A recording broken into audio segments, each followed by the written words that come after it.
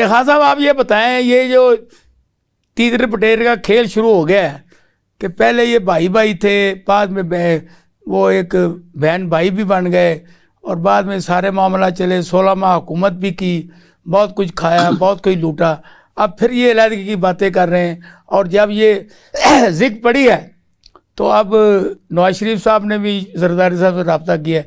یہ اصل کہانی کیا ہے، ذرا بتائیں آپ.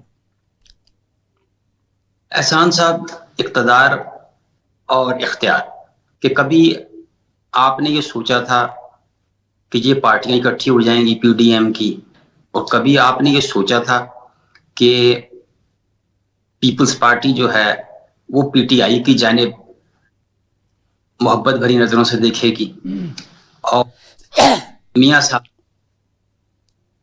ایم کیو ایم کو استقبالیہ دیں گے لاہور میں.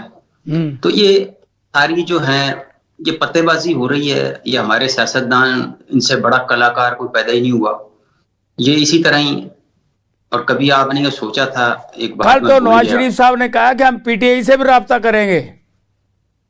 سر، اب وہ دیکھیں کہ وہ ان کا زہر نکلنے کے بعد جب وہ ان کی سیاست کے لیے مضر ثابت نہیں ہو سکیں گے تو رابطہ کرنے میں کیا حرج ہے.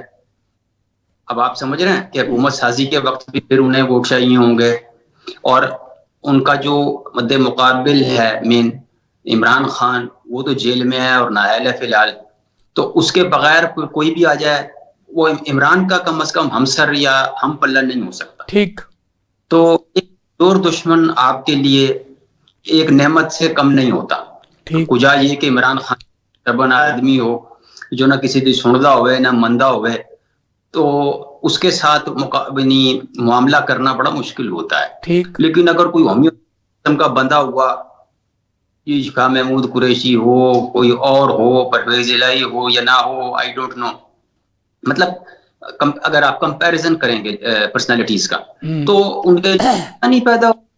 اور پھر یہ ہے کہ حکومت کی جو کنسٹرکشن ہے آئندہ والی کی، اس میں آؤٹ رائٹ میجورٹی یا 2/3 میجورٹی ہونے کے امکانات نظر نہیں آ رہا ہے. ٹھیک. وہ خود اور یقین لہجے میں یہ بھی نہیں، خود بھی نہیں کہہ سکتے کہ جی ہم کلین سویپ کر لیں گے.